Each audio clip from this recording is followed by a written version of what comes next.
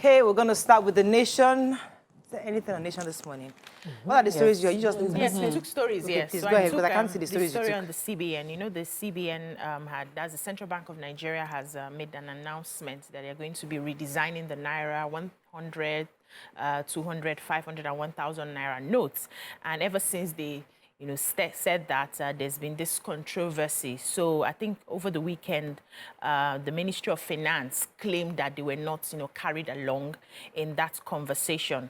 But the presidency responded to say that one of the reasons they decided to do it was to fish out all those people who are doing illicit transactions. So if you are a legitimate business owner, you will not have an issue with, presenting the Naira to be exchanged, but it will only affect those other people who have been counterfeiting the Naira, doing illicit transactions with the Naira. And they said one of also the reasons they've decided to redesign the Naira is to curb inflation, currency counterfeiting, and, reduce excess cash in circulation.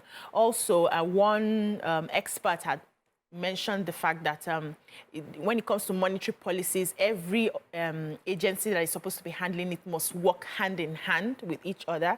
That it's very unfortunate that the CBN will do something like this, and then the finance ministry will say they have not carried them along. CBN went ahead to respond to say they actually carried everybody who was supposed to be carried along. They got authentication from the presidency. They were going back and forth to have consultations and negotiations before they brought this out. So the finance minister cannot say that they were not carried along. So it's been, back and forth. Some people are saying that the printing the Naira will also cost us, huge amounts of money in this time. Yes, so in Port Harcourt on Saturday, the Nigerian Navy NAPTIP, which is a Nigerian agency for prohibition of trafficking in persons, and also NSCDC, that's Nigeria Security and Civil Defense Corps, in a collaborative operation, raided 2 brothels in Port Harcourt. They're called Royal Brothel and Cool Breeze Brothel on Azikiwe Road in Dobu area of Port Harcourt, and they shut it down. This is because they had received intelligence and have been tracking these brothels. They had heard that the brothels find a way of trafficking young girls as young as 14 years and forcing them into prostitution. So after their long time investigation, they were able to raid these particular brothels, and they saved 50 of them. 50 prostitutes were saved. And thankfully, the way this report ends is that these children will be counseled and, just properly shown how to live their lives outside prostitution going forward. Right. Well done for this job. Raid. But I mean, these brothels are like open secrets. We see them, but I don't know if anyone really pays attention to the girls that are there. Are they forced into it? What age they are? So well done for this. So the leader of the Pan-Yoruba Socio-Political Organization, Afenifere, Par Ruben Fashiranti OFR, had a meeting over the weekend and called all Yoruba leaders in Yoruba land. And the meeting was attended by Yoruba leaders from Oyo, Ogun, Ondo, Ekiti, Osun, Lagos, Kogi, and Kwara states. And all of them came together where Asiwaju Bola Ahmed Tinubu had presented his manifesto, saying that his vision it was for a greater and more prosperous Nigeria where democratic rights, rule of law, justice, and fairness will reign supreme. And then Afenifere responded, saying that they affirm that democracy is the most civilized method of governance and that they support the decision for all qualified citizens to run for office. They also said that they have no doubt that Asiwaju Bola Ahmed Tinubu, as president of the Federal Republic of Nigeria, offers the best opportunity to produce a government that will fit all a new era of hope, peace, security, harmony again. So in a nutshell, Afenifere has aligned and supported Asiwaju Bola Ahmed Tinubu's candidacy for president. Moving on quickly now to Vanguard. Buhari backs Emefiele over Nigeria redesign. My gratuity not enough to pay ransom. Wife of kidnapped UI Don pleads. Terror alert. Anxiety grows. Buhari holds emergency security meeting today. Osinbajo, ex-Colombia president, Africa Development Bank, lead new job creation efforts with carbon market. Military kills 8 terrorists in attempt to attack the Niger cantonment. I dare you to stop political ambition of loyalists. Wike challenges IU. 2023, don't let us regret supporting you, Afenifere tells Tinubu. Nigeria loses 70,000 barrels of crude daily. And insecurity will start joint patrol in December, says Southeast governors. Which story are we starting with? Yes. The gratuity story. So this UI lecturer, Dr. Agbaje, along with some other students from the Moshood Abiola Polytechnic, were kidnapped along the Lagos-Ibadan Expressway. And the kidnappers have reached out. Sorry, Professor Adigun Agbaje is kidnappers have reached out to the families. For the professor, they're asking for 15 million. And for the students, 2 of them are asking for 10 million. Till now, we cannot ascertain the number of people, the entire total number of people kidnapped. But the wife of the professor is saying that even the 15 million, if she was to pay from her gratuity, is not up to that amount. She cannot afford to raise that money. And that he had just gone to Agowoye for an endowment that they did by the Awujale of Ijebu land. And it was just going back to Ibadan. She does not think it was a targeted, I think it just random. It was a random attack, and that they were just picking up people randomly, and that she needs help to pay this amount of money. And she's asking for assistance. And the union as well have spoken out, asking the security agencies to try and fish out the kidnappers. Okay. Yeah. I have a human interest story. I had an update that she's been released so far based on... He's been released? Not in this story. Yeah, I know, but the producer is telling me that she's been released. Okay. The professor has been released? Yes. Okay, good news. Thank God for that. So a 25-year-old housewife in Maiduguri, Fatima Abubakar, reportedly killed her husband, Goni Abbah, with poison. And according to her, she said she carried out the act because she hates the husband. So the husband is a chief imam in that area. And this particular day, he came back from work. She served him food. While he was eating, he started deteriorating, and so he was rushed to the hospital, and he died there. So when, investigation started, they found that it was the suspect who poisoned the husband, and she was arrested. She was asked why she did that. She said she doesn't like marriage. This is actually her second marriage. She ran away from the first one, and then they forced her to marry this one. That every time she goes back to her mother's house to tell her mother she's not interested in having this marriage, she doesn't like the man coming near her. They will send her back, appeal and send her back. And so she just got tired and decided to kill him. That as they were asking her the question, she said she doesn't even feel she's the one that did it. She just can't stand having a man around her. I'm sure that she has a past. Federal government effort to attain global net zero emissions target. Our vice president, that's Yemi Osinbajo, SAN, is a member of a recently formed international steering committee called Africa Carbon Market Initiative, ACMI. And the objective is to facilitate the emergence and growth of markets in Nigeria. And the federal government, on the back of this, is pioneering a voluntary $1 billion worth carbon market on the continent. It's a new and innovative climate change solution which will create energy transition and also millions of new jobs. The ACMI estimates that Nigeria alone could produce up to 30 million carbon credits per year by 2030, which is $20 per credit. That would be worth $500 million annually. And that's just Nigeria alone. And that also this could potentially support over 3 million Nigerian jobs. I always like it when I read stories like this, especially our vice president just knows, sort of gotten his niche and understands where we're going as a future globally, and making sure that Nigeria is part of this movement. So this is good. Great. So the Minister of State for Petroleum Resources, Timipre Sylvia, at the weekend was at the graduations of students at the Petroleum Training Institute, and where he disclosed that we are losing 700,000 barrels of crude daily as a result of the theft. And this obviously impacted the nation's foreign exchange inflow. He also particularly said, I didn't even know we had a Petroleum Training Institute. So we're saying that the objective of that institute really was to research the use of local materials in crude oil production, stoppage of gas flaring, and commercialization of gas, amongst others. So that's what that institute was created to do. Unfortunately, they lack enough funding. So he said that he's going to do what he can to put some more pressure on the National Assembly to ensure that the adequate attention is given to the PTI Act in order that they can attract more funding. According to the DG there, he was saying that just obviously there's so much more that institute can do to help in production of crude locally. So we need to actually invest. Providing human resource for human capacity development. Bring expatriates. Exactly. Moving on quickly to let's do the Daily Sun. Abuja residents live in fear amid tight security. Southeast governors raise alarm over insecurity, seek federal government intervention. 2023, Atiku more grounded in grassroots politics than Tinubu, says PDP national youth leader. Osinbajo, ex-Colombian president, Africa Development Bank, leads new job creation efforts in Africa. Lagos transporters begin 7-day strike today, say no going back. Tinubu, Atiku will be others asked to publish sources of campaign funding. And Wike coalition dare IU to stop Ortom and others.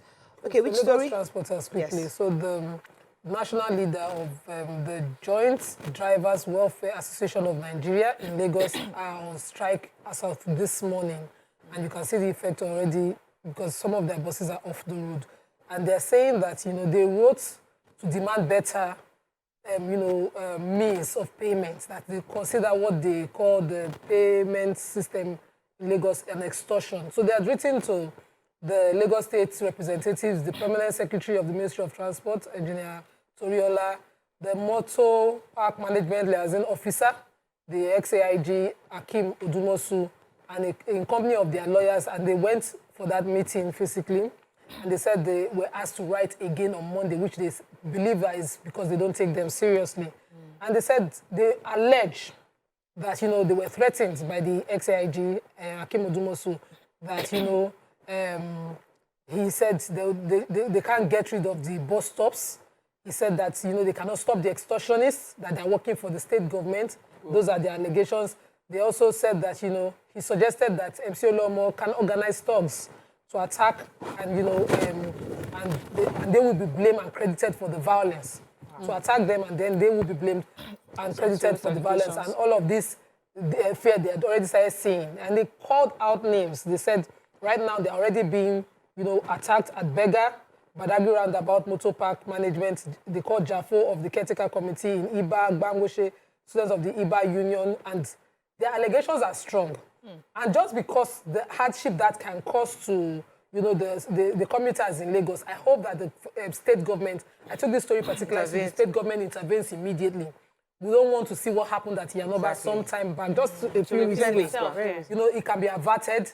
Call them if they are an association registered under the state, manage them, and their issues addressed. And if there are any such allegations of threat to them, they should be managed as well. Okay, yeah, the major headline. So there was, we've had the UK, the US, and other countries, give out security alerts, saying that there's a plan to probably take over by bandits, to take over Abuja, that's the Federal Capital Territory. And so there's been a lot of beef up of security in Abuja. However, there was low turnout of church worshippers yesterday. A lot of people were not able to attend service. Most of the churches, they mentioned the names of the churches here, had very few members coming in, even though they had beefed up security in their places. And some members were saying that they've been hearing some of these warnings. And because the US, UK, and other countries have higher form of intelligence and they have evacuated all their diplomats, they trust that they have seen something. And that's why people are taking precautions. Some are saying, we are hoping on God to help us. It's God that protects and all of that. However, the presidency will be meeting with the security chiefs today to see what they can do about the issue. Oh, yes. So Nigeria claimed her first ever FIFA Under-17 Women's World Cup bronze medal. Wow. Nice. We just need to add it. I hope people are listening. We're adding it to all the others that we are going to achieving. Yeah. So we'll be coming back on Tuesday from India, and just took the story to say well done. Yes. Nice. And the Germans were such good sports. They danced with them to the latest raining song. They exchanged their jerseys and danced at... okay, let's move on. So, Serap. The letter was sent by Serap to all the political flag bearers of the major parties, in fact, all the parties, APC, PDP, LP, NNPP, and others, saying that they must demonstrate their leadership by directing their campaign councils and political parties to regularly and widely publish the sources of their campaign funding. According to them, they need to know the source. If you're going to fight corruption when you become president, you must demonstrate that by letting us know where your money is coming from. And they say that they are concerned about the vulnerability of political parties to corruption, disproportionately large donations seeking specific outcomes or preferential treatment can subvert the wider public interest. So they're insisting that let us know where your money is coming from so that we know that indeed that you're going to fight corruption when you do get there. Okay, let's take the points very quickly. Self-interest takes center stage as bigwigs frustrate inter-party reconciliation moves. Terrorism, Kogi government asks security agencies to invite Natasha Ogwagan for questioning. Man bites off wife's lips ear for allowing goats to feed on rice farm. Oh my Lord. I stand with Southwest on Tinubu, says Makinde. Which story are we taking? Everybody is just mad in this country. So Mrs. Chinwendu Mbam approached a family law center in Abakaliki, Ebonyi State to seek justice against her husband, Ogwa Mbam, who allegedly assaulted and threatened to kill her on the allegation that she allowed her goats to eat and destroy his farm. So both of them are farmers, and she's actually the second wife to this man. Every year, according to the story, when it's time for harvest, because her farms actually do very well, the man will find one issue or not, send her away, and then harvest and eat her crops with his first wife. They do that yearly, and then she comes back and starts her life all over again. So this time around, she said she was taking her son to the hospital who was ill, and one of their goats was, losing the rope they used to tie the goat, and then he strayed into the husband's rice farm and ate some of the crops. And the man got very upset that she must pay. She said she had agreed that she was going to pay, for it, but the man insisted that she has to leave the farmland and go back to her parents' house, which she does every year. And by the time she comes back, everything is gone. So she refused. The man now beats off her lip, her ear. How was he able to? Beat her blue and black, disfigured the poor woman. I saw the picture. Yeah, disfigured the poor woman. So she's in court now asking that she gets justice, and I hope that the state will take this up and do something about it. Oh, she does. The Kogi state government have, through their Commissioner for Information and Communications, Kingsley Fanwu, are accused, and they are asking the security agents to invite and investigate Mrs. Natasha Akpoti, the former governorship candidate in Kogi. She's now Oduaga. I think she's married to the Delta. Yeah. And they are saying she must be invited for being an associate of one terrorist called Safio. They said this arrested terrorist, who was noted for being involved in the church attack in Owo, also being involved in the attack in Kuje prison, has continuously been called by the PDP in Kogi State, as well as Mrs. Natasha, as somebody that they know and they are vouching for. This is someone who has been arrested. So they're saying that they definitely are the sponsors of the Safiu guy, and that she, along with the PDP in Kogi State, must be invited for questioning and investigated for sponsoring terrorism in Kogi State. They then blame the Kogi Central for accounting for 51% of the crime rates in Kogi State, and put all of that again at her. I'm hoping to hear a response immediately. I trust her.